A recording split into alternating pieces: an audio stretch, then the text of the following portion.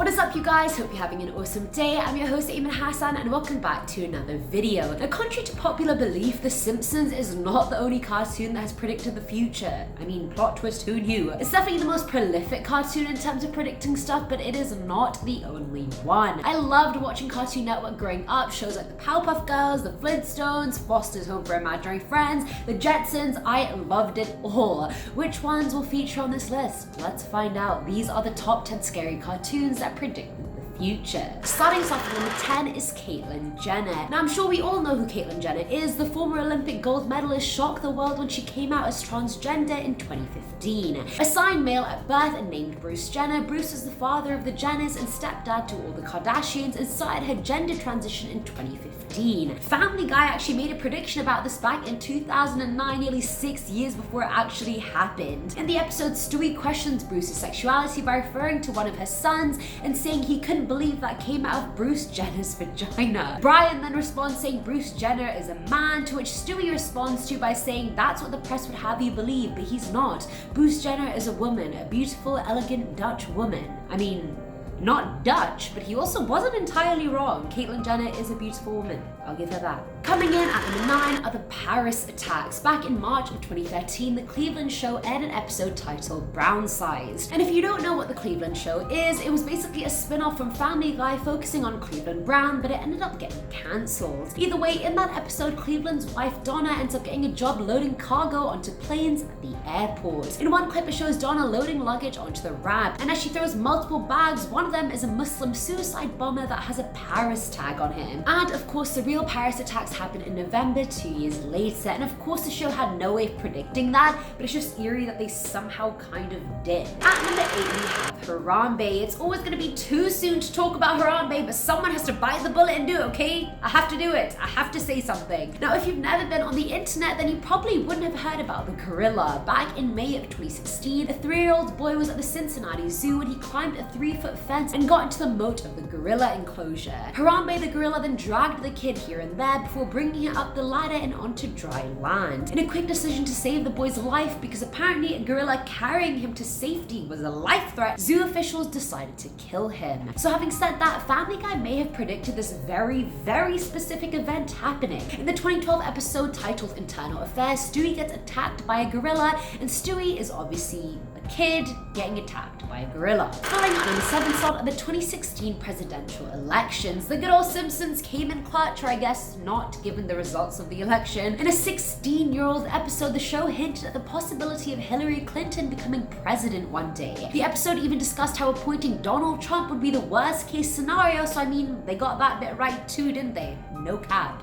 Did I stutter? It then goes on to showing Lisa as the first heterosexual woman to preside over the US. Woohoo, girl power. In another episode called Bart to the Future, love the pun by the way, Lisa goes back in time to fix the country's economy in the wake of a Trump presidency. Now, I know I hate on Trump a lot, and rightfully so, but the one thing the man does know how to handle is money. I will give him that. Now, at number 6 is modern technology. The Jetsons is honestly one of my favorite shows on Cartoon Network. I even had all the episodes on DVD.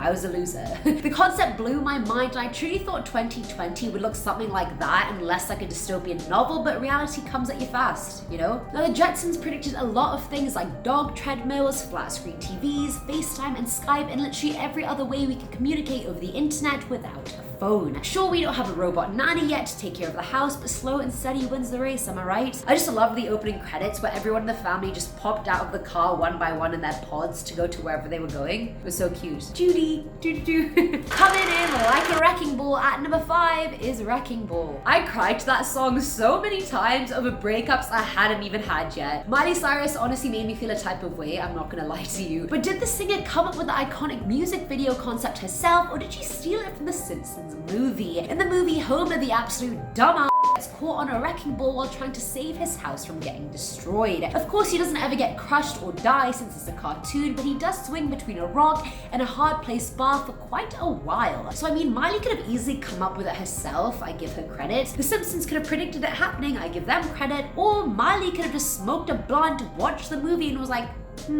Got some ideas for my next single. Liam, let's break up. Liam Hemsworth, in case you didn't get the reference. In case you're not pop culture enough. And number 4 are gadgets. I remember Inspector Gadget would come on every morning before I went to primary school, which is like pre-K up until year 6 for us. Except it wasn't called pre-K, it was called reception for some reason. It went reception, year 1, year 2, etc. Either way, every morning while I ate cereal, I would just watch Inspector Gadget on TV, half asleep, just trying to live my life, you know, simpler times. Either way, the inspector used to work with some kind of new technological device every episode, and despite them usually failing, at least he tried them. Penny, on the other hand, used some gadgets that did make it into the future and that actually worked. For example, her watch that had a GPS in it and could also make video calls. Hello, smartwatches. And I mean, yes, Penny's watch also shot lasers out of it, but I'm sure the human race just isn't ready for that right now. Inspector Gadget's car also had a navigation system inside it like most do now, so I mean, they did get some things pretty bang on. Pretty bang on, I must say. Filling in the 3 slot are the Boston Marathon attacks. American Dad is another spin-off from Family Guy and focuses on Stan Smith and his family. The episode titled The Missing Kink aired on the 14th of April 2013, the day before the Boston Marathon bombing, where 2 homemade bombs exploded, killing 3 people and injuring 264. At the end of the episode, Haley is talking to Snot after their date and she says it was a blast. Snot then responds by saying, with the blast I had, that makes 2 blasts. And yes, I know that doesn't directly predict a bombing or anything, but it's just super weird how they said that literal line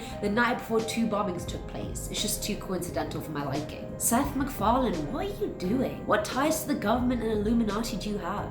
Now, number 2 is 9/11 Part 1. I absolutely loved watching Johnny Bravo growing up, even though he was misogynistic as hell, but I didn't understand what it was at the time. I was just in awe of how he just pulled out dumbbells out of his ass and just started repping them. Either way, back in April of 2001, an episode called Johnny and the Chain Gang aired. In it, Johnny and Carl end up getting kicked out of the cinema because Johnny was reading the subtitles out loud. Okay, you should get kicked out for that, honestly, how annoying. The 2 start arguing outside the cinema, and on the right of the screen you can see a poster with a skyscraper on it that had flames coming out of it with the coming soon sticker on it. And this was mere months before the actual events of 9/11 took place, so it could have been easily a coincidence, but I mean, it's just a very specific looking image. And finally, at number 1 is 9/11 Part 2. Now, I never really knew there was an old cartoon version of Iron Man. I haven't seen any of the Marvel movies anyway, so I mean, I'm not surprised I didn't know. In an episode that aired in 1994 titled The Grim Reaper Wears a Teflon Coat, it begins with a call with someone saying New York City is under attack. You can see multiple missiles being shot into the buildings in the city, including the 2 tallest buildings, which were the Twin Towers. We then find out it was Mandarin and MODOK who are behind the attacks, and then we see that they're not quite done. Mandarin then sends out another plane that causes the Pentagon to explode, and I feel like this whole episode hits way too close to home. I mean, yes, as villains, it's not out of the ordinary to think they'd attack important buildings like the Pentagon, but still, this episode came out 7 years before the actual event. Did the perpetrator see the episode as some inspiration, or was it just a plot twist gone horribly wrong? And that is it for today's video, guys. I miss cartoons. I feel like I need some liveliness back in my life during quarantine. Maybe I'll start watching them again. I've been watching a lot of animes recently and I've been loving them. If you have any recommendations for me, let me know in the comments below. But as always, I'm your host, Eamon Hassan, and I'll catch you in the next one.